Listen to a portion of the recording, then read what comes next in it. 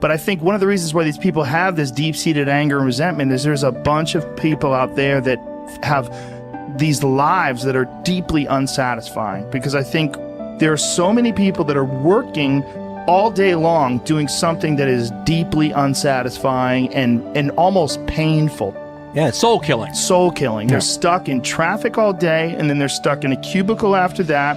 They relish the time to take a shit in the bathroom and look at their phone. I mean, they literally do that. That's a highlight of someone's day. They get in traffic on the way home. They get home after that, they're watching television, and they're You ever notice that some people seem to want to hang on to stuff that is bothering them? They're forever talking about it. They don't want to let it go. They've had a failure at something and it's grown. They can't get over it. They just can't get over it. Or somebody said something nasty to them. They don't want to let it go. Do you know what we should do? We should ask ourselves, everything that happens, is this serving you? Is this serving you? And if it's not serving you, get rid of it. You don't want anything in your life that's not serving you, that's not causing you to grow, that's not adding to the quality of your life. I don't care what it is. You will find some people, they just hold on to bad stuff. They hold on to problems. They don't want to seem to let it go. And that adds more problems. Whatever you focus on grows. The only thing that can grow is the thing you give energy to. Why would you hold on to anything that's not serving you? How bad does it have to get? I mean, to what denominator, to what lowest level do you have to reach before people really make up their mind to change? My message is, why wait? I mean, when you're feeling so altered emotionally, you feel so bad, that's the moment you could actually see yourself for the first time, because you're not answering your cell phone, you're not responding to all your texts, you're not watching TV, you're not going out to dinners, you're not calling people back. Something's altered in you, and you're starting to become self-aware, right? I dare you to analyze yourself first, your company first, your character, your behavior, your work ethics. I dare you to analyze it and see if there's any change you can make. See, you cannot manage time, but you can manage activity. You can manage your activities. Make certain that what you're doing really makes a difference. Make certain that you're spending your time on activities that are productive, that are taking you in the direction of your goal. If you think about the person that you want to become, what's that person do every day that you don't do right now? And when you start to do the thing that the person you want to become is doing, you leverage something called behavioral activation therapy. And that is a whole body of research that says when you act like the person you want to become, it's the most powerful way to change a habit. It's even better therapy than talk therapy, because the action proves to your brain that you're becoming that person. You're seeing the change through the action, and so then the brain catches up and starts to relate to you like a person that's confident, or a person who adores their appearance, or a person that celebrates themselves exactly as they are. Before you start the day, ask yourself, how do I want to think today? How do I want to feel? How do I want to behave? I mean, what would greatness look like? What would love look like today? What could I do that would be really cool for me at the end of the day? Say, wow, so I had a good day today. What would make me feel that way? And if you can't find an answer to that, start reading. Who reads anymore? Read a book. I read so many books a week. I know, I'm that way too. So read something about, you want to be wealthy? Read a book about someone who became wealthy, and get real and realize they may have failed 50 times before they actually pulled it off. Or what were their characteristics? What were their traits? What made them? It wasn't about their wealth. It was about who they became. That's the key, right? So fill your brain with a little knowledge, and then just start asking yourself, what's the greatest expression of myself that I can be today? And rehearse it. Rehearse how you're going to be. And then if it leads to a different choice, that's the unknown. Mm-hmm. And just know that it's not going to be predictable. It's going to be a little uncomfortable. That's where the magic happens. If you can stay relaxed and awake in the unknown, things get pretty exciting. When you're back to the known, you're back to the familiar. Don't expect anything to change in your life. And if you say it's that person or that circumstance, you defaulted and went back to the program of the victim, allowing your outer environment controlling your thoughts and feelings. If you truly do this well, This is what I discovered. If I truly feel the feelings of my future before they occur, and I live in that state, I'm no longer looking for it to happen. How could I look for it if I feel like it already has, right? So I try to stay in that state, because then I'm not separate from it. And that tends to be when the magic happens. There's no control anymore. There's no predicting.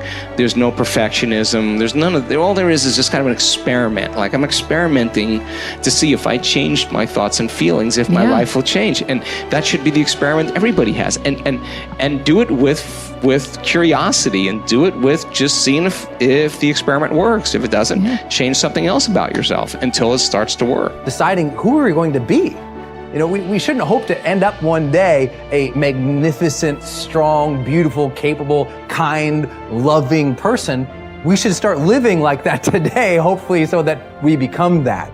That who we become is not an accident, but hopefully a purposeful intent.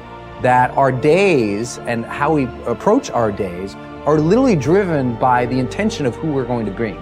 That we bring our character into each of the circumstances of our lives, and by doing that, maybe we can't always direct every circumstance of our life. We can't control everything, but we can certainly control our responses to them. We can certainly dictate who we're going to be in those circumstances, and that helps us achieve our ultimate destiny that we desire, not one that just lands on us. I think the other thing that really comes to people's into their power is when they really discover that, you know, each of our days is something that we can also design. Not just design who we're going to be. How are you going to design your day? What's this day going to be about? What's going to get your attention? What's going to get your focus? And what should not be getting your focus is just your inbox, or just what I call browser blackout, clicking around on all these blue links or images, or swiping here and swiping there, and then losing 4 or 5 hours of your day. Because what ends up happening for so many people is they lose 2 or 3 hours to distraction each day, maybe 4 hours of distraction of television a day. And over the course of their lives, now a decade is gone of opportunity, a decade of missed opportunities to connect with your family, to achieve your dreams, to work a little harder, to contribute that thing you always contribute, to learn that skill that you wanted to learn. Like, we have to decide on our days. We have to design them. We have to wake up and decide what this day is going to be about, what's going to get done, what's going to deserve our focus, who will we reach out to, instead of just responding to everybody else's needs. Look back over your life and ask yourself, what activities, behaviors, or decisions have been most responsible for my success in life to date? You will probably find that less than 5% of the things that you have said or done have accounted for most of the success you have enjoyed. You may find that it was your unique ability to solve a particular kind of problem or to take advantage of a particular type of opportunity. You may find that your special talent was an interpersonal skill that enabled you to influence and persuade other people at a particular time and place. You may find, on analysis, that it was an ability to take charge and accept responsibility for accomplishing a particular goal. Whatever has been responsible for your successes in life to date may be a good indication what you should be doing in the future. Analyze your work based on the measure that I call return on energy. Leaders in every field deliberately apply their talents and energies where they can achieve their greatest return on the amount of energy, mental, emotional, and physical, that they invest in any endeavor. They refuse to take on jobs or work in areas where they cannot perform at exceptional levels. They treat themselves as valuable resources, and they spend their energies very carefully. One of the questions that you might continually ask yourself is this the best possible use of my time and energy?